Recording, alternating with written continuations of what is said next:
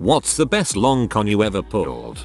One of my best buds at school who was the affectionate punching kinda guy. It's stupid but boys hit boys. Hey man, how's your day? Dead ARM. Anyway, the lie I told him for 4 years of high school was that I only had one kidney so he'd never go for the belly. I got into a fight with a guy I hated who went for my belly. My mate went full on maternal levels of rage. Started whacking him up because he thought kidney punches could kill me. I told him the truth after that, but that was the first time I knew true brohood. Dang.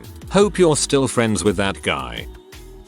When my sister was an infant, we took a picture of her in a basket on the front step for fun. We put the picture in one of the photo albums and then we forgot about it. When she was about 5, she was looking through the photo albums. She came across the picture, and we told her that we had found her on the doorstep. She believed that for several years. That is the worst thing I've ever read. Then again, she was 5, so I doubt she cared. My wife is hard of hearing. She also cannot whistle. I had her convinced for years that she could actually whistle and that she just couldn't hear herself whistling. In the 6th grade, I had a friend who I had a kind of prank war with. I told her that the word erotic meant exciting, pleasing, or beautiful with no sexual connotation. She felt smart and was excited to have learned a new word, and so whenever we would be out somewhere together she'd be looking at a lamp or something and say, "Oh, this lamp is so erotic." It was funny to see the adults' faces. It went on for about a year and ended when we were at our all-girls Christian camp. She was getting ready to zipline over the river it was based on when she used the word again. I had to tell her when I saw the awkward faces. She didn't even care. My aunt told me seduced meant busy with something. You can imagine my 12-year OKD horror. My father is a doctor. At the hospital he worked at, he had a model of a human skeleton that he used to help him decide positions people should be in for x-rays. Since the skeleton was in his office for about 20 years, people just assumed it was his. When he retired they called him up and were like, "You forgot your skeleton," so he took it home and now it sits in his man cave at home. He now drives around and takes the skeleton to school children to educate them and stuff. What makes this funny is that this was like a $4,000 skeleton. Very high-end model. I worked in a greenhouse in high school. At the end of tulip planting season we had about 50 bulbs left unsold, so my boss let me take them. My dad and I planted 20 of them in the grass around the edge of our lawn. We never told my stepmother. Fast forward to spring. The tulips everyone forgot came up and my stepmom thought they were miracle flowers that the woman who lived in the house 11 years before us had planted. She told everyone about our miracle flowers. It took over 2 years for us to finally tell her the truth. It was just as funny as I thought it would be. That is the sweetest long con ever. Not me, but the guy who gave me this nickname used to write real name Destroyer of Worlds on all of his coursework in school. Gradually reduce it until everything was submitted with the title Destroyer of Worlds, with it still being marked and returned to him. I see you have a bear username. You see, I have an interest in bears. When my son was very little, one of the books he liked was Hop on Pop. There is a section that goes all ball. We all play ball. Ball wall. Up on a wall. All fall off the wall, and the picture is a bunch of characters falling. At this point I would always say, "Oh, no, they'll be killed," after reading it that way for months. I would pause at that point and my son would deliver the line. When he aged into the next room at his daycare, I spotted Hop on Pop in their bookcase. I knew it was only a matter of time before they read it. Sure enough, a few weeks later when I was there to pick him up, one of the nice ladies reported that they were reading Hop on Pop to the group of kids when my son blurted out, "Oh no, they'll be killed," at the appropriate time, just as I had hoped. Wasn't me who pulled it. My one friend's grandfather bought him the same belt every single occasion.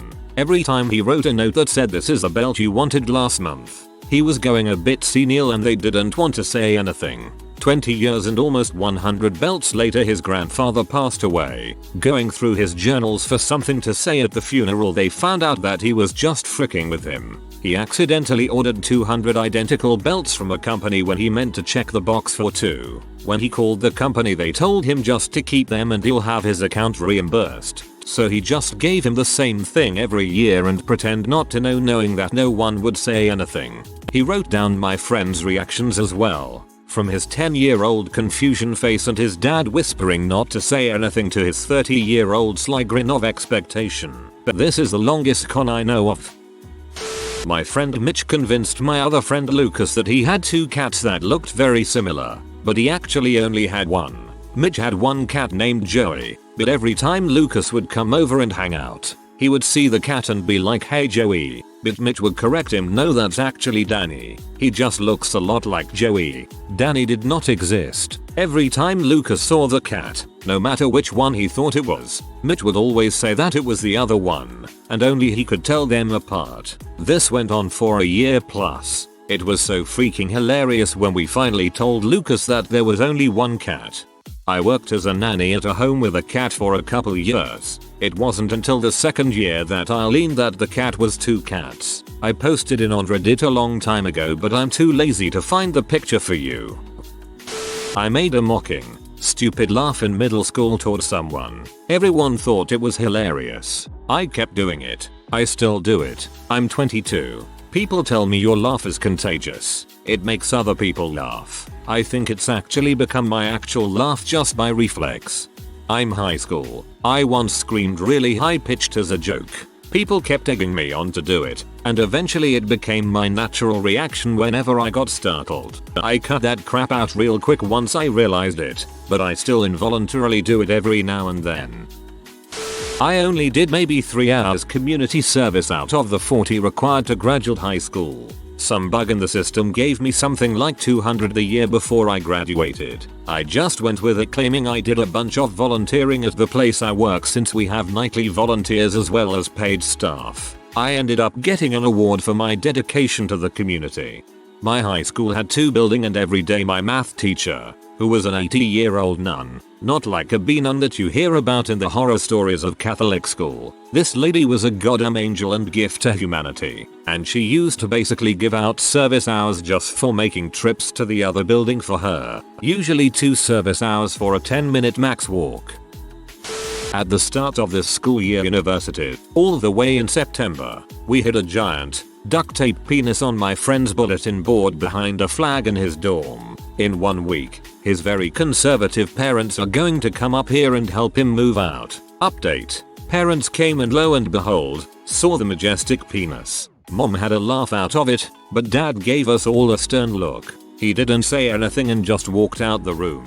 Friend was very red and said, "Really guys? I expected this kind of thing." He thought it was funny and embarrassing. I demand an update after they find the duct tape penis. I got a job by claiming I had a university degree. I worked there for 6 years and never got around to showing them the actual degree. I did something similar recently. They asked what my current GPA was and I said 3.0. I actually was failing out and I got the job because I was going to take a year off because it was below a 2.0.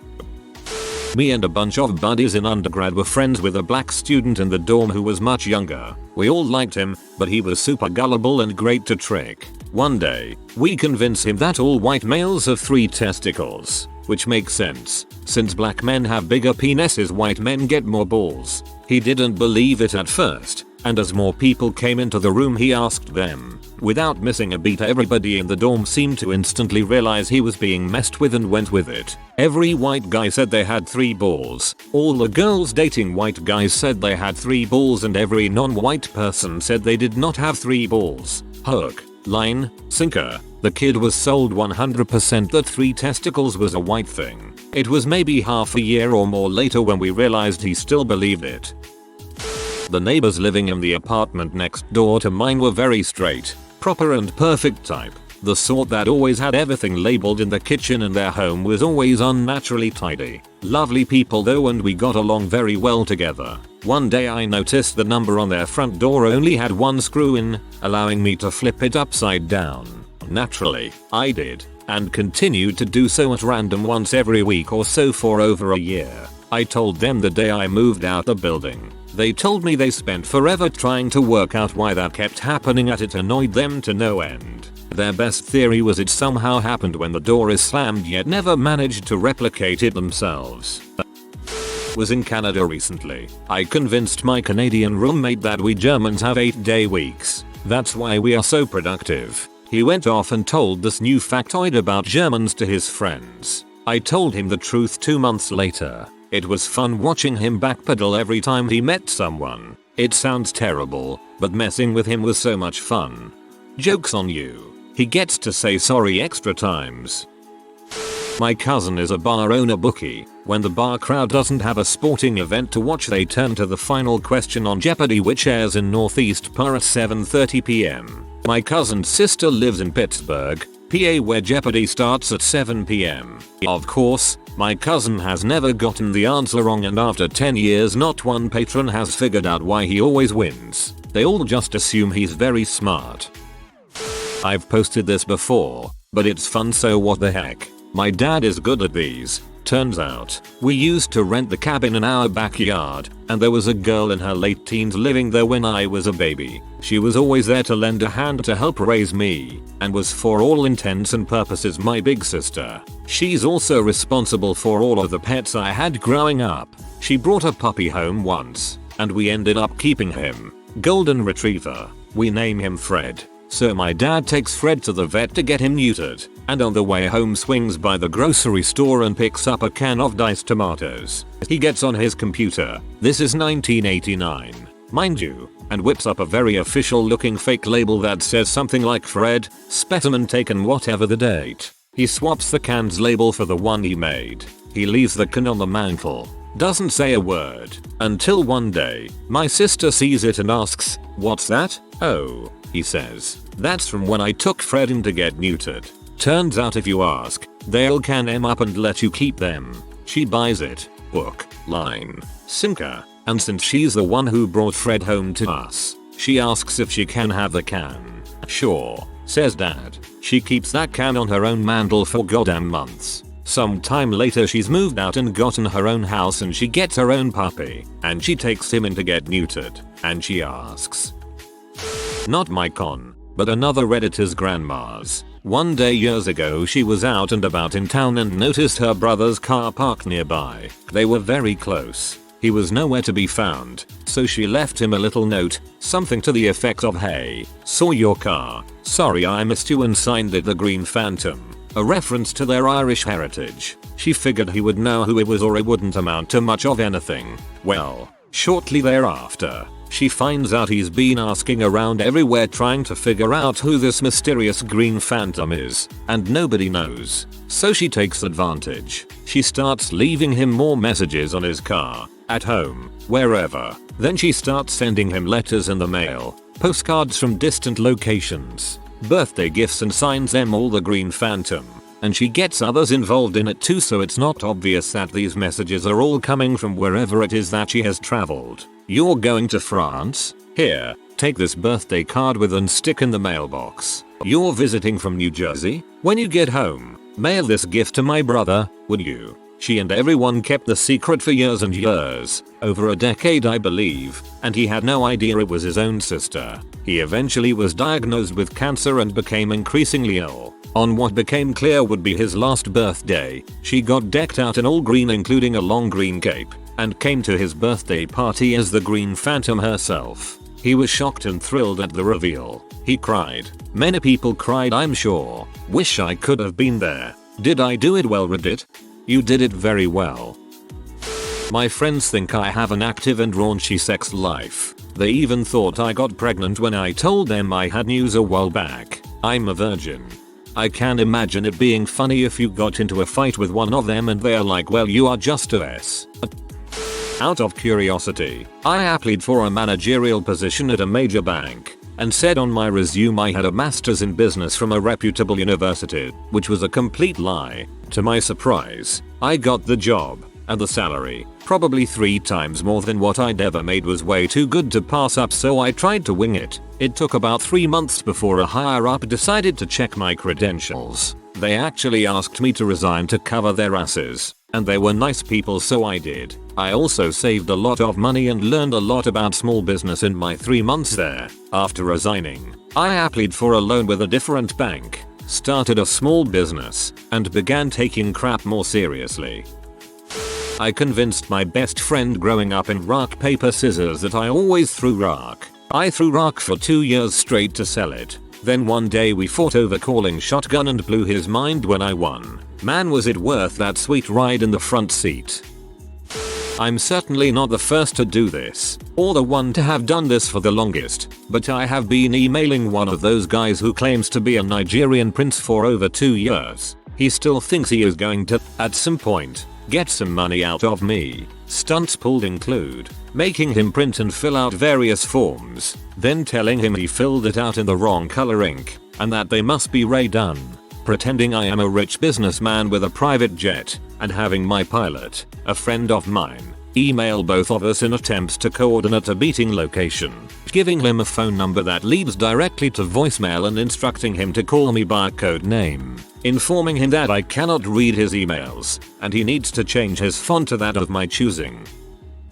Back in middle school, a bunch of my friends were extremely superstitious. So, over the course of several sleepovers and slumber parties, I had them all convinced I was possessed at night. I would grunt, shake my body crazily, and put on this wicked deep voice. Best part is they all bought into it, so much so that I stopped getting invited to said sleepovers and slumber parties. But, my crowning moment in this long con, which I had started in 6th grade, was during the 8th grade field trip where we stayed overnight in a hotel. So, I pretended to want to get some sleep early, and around midnight I started doing my usual routine, and without hesitation my friend reaches into the nightstand, pulls out a Bible, and without saying any sort of scripture or prayer just throws it at me head while screaming her head off. Nearly gave me a concussion, and to this day, almost a decade later, everyone that was in that room still brings it up, and I just play along and say all I remember was waking up with a headache and a Bible on my head.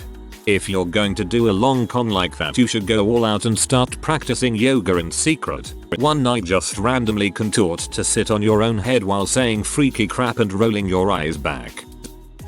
When I was younger, I changed the settings on my sister's Facebook profile so she was the only one who could see her status updates. A few days later she started up her own blog and tried promoting it regularly on Facebook. 9 months later she realized why she hadn't had a single like or comment that entire time. Wound my sister up and got 9 months without annoying blog posts. Would do it again. For years I've been telling all of my friends that I have never read or seen any Harry Potter books movies. Over the past few weeks they have been introducing me to the movies. We just finished the 4th movie and I have been making occasional oddly specific guesses about upcoming dialogue and plot points. Just enough to make them wonder if something is up. Kinda late, but whatever. I told my girlfriend that I had never seen Cars. My younger cousin that used to babysit watched Cars nearly every day and I would watch it with him. As a result, I can now nearly flawlessly quote the entire movie, start to finish. My girlfriend has said she will show me Cars one day, and on that day, I will nearly flawlessly quote the movie. Well, it wasn't really me, but here goes. I had just moved to a new city and with it came a new school. I found a really cool group of friends. I never really had any friends before then. Imagine how I was feeling when a whopping 2 years later they told me that they had been lying about one of the guys' name. I had been calling him by a fake name for 2 years. I was a ski patroller at a ski hill in the Golan Heights, Israel in the winter of 1980 to 1981. Since the summer I'd been backpacking around Europe and then Egypt, 6 months on the road, and was thinking of spending the winter in Israel working on a kibbutz. But then I met this English guy in Cairo who told me there was a ski hill in the north of Israel. No way. Skiing in Israel? I couldn't believe it. Once over the border from Egypt I made a beeline for the place. I met the area manager, told him I had been a ski patroller for 2 years in Canada, had my first aid ticket, and would he take me on for the winter? I was hired on the spot. Instead of picking grapefruit or washing dishes or whatever on some kibbutz, I was skiing every day for about 3 months. I was an expert skier, but had never been a patroller, nor did I have any training in first aid. I did head back to Tel Aviv to buy a book to study once I got hired, though, because the snow didn't start to fly for another couple of weeks. Man, it was such a great time.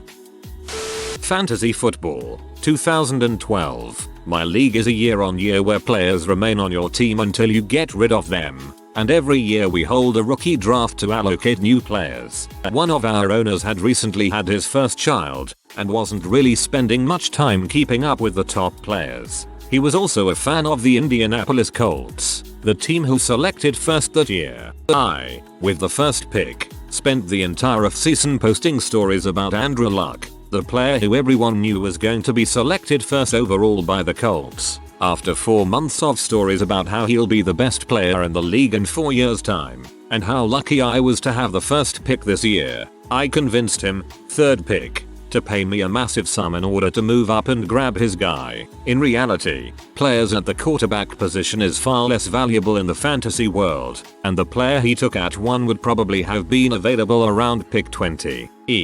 TLDR. Spent 4 months posting articles and news reports to artificially inflate the value of my pick, and overselling to a league mate. I drafted Andrew Luck. Fantasy team did great because he was pulling top points regularly.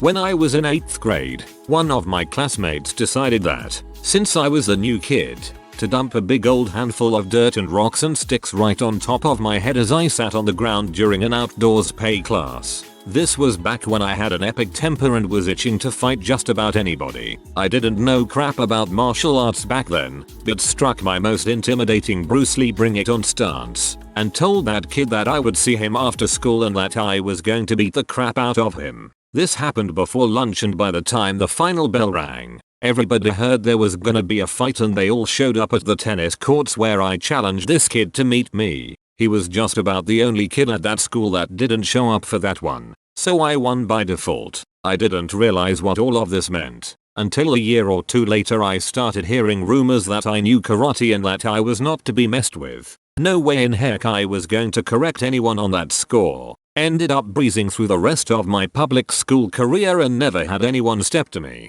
The legend grew to eventually encompass the whole town. Don't know how that worked out, and had no clue of the true scale of things until, fast forward 15 years, I end up dating a girl who was a year behind me in high school. She still kept up with a whole bunch of her friends. We ended up hanging out with one guy that I remembered from back in the day. I wasn't quite sure how to tell him, so I didn't. That, when he related the story back to me, of me kicking that kid's butt that day at school, that he was experiencing a delusion. He was excited to recall details of the damage I did to that kid in a fight that never happened. That legend still lives on, 30 years after the fact.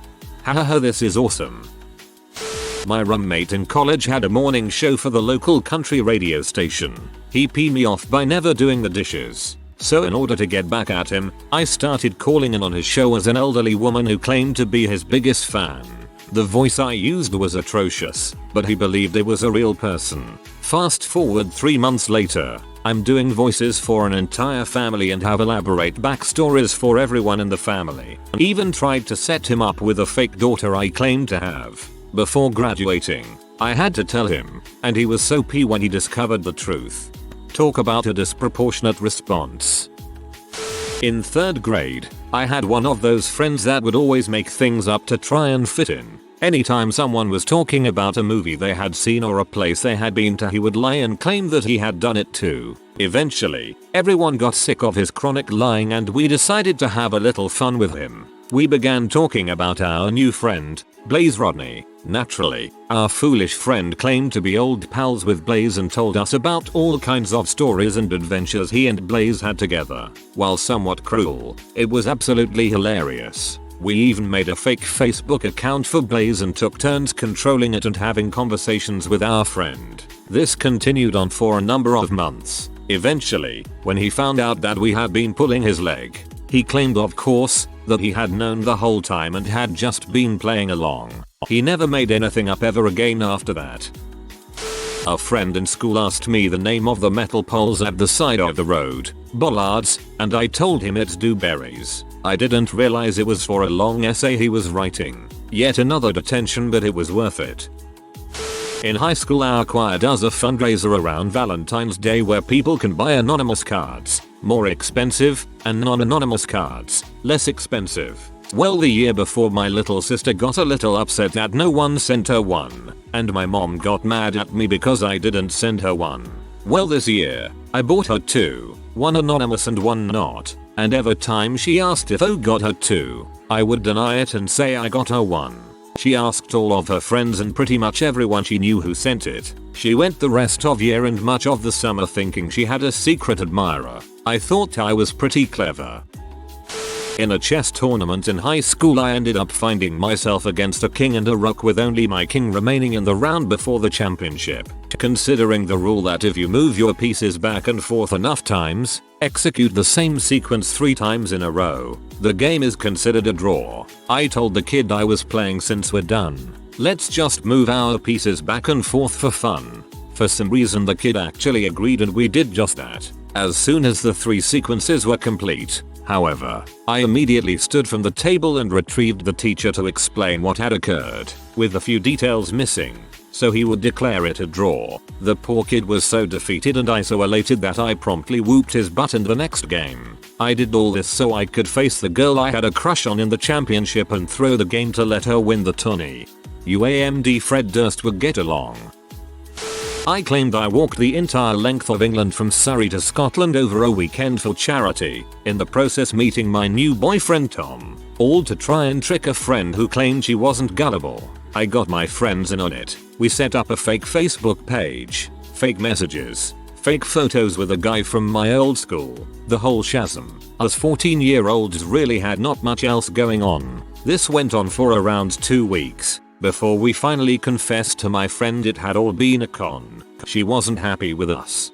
I mean, if you go through that much effort, I don't think that makes your friend gullible. If you are new to the channel, you can subscribe. I publish new videos every day. Until then, check another video.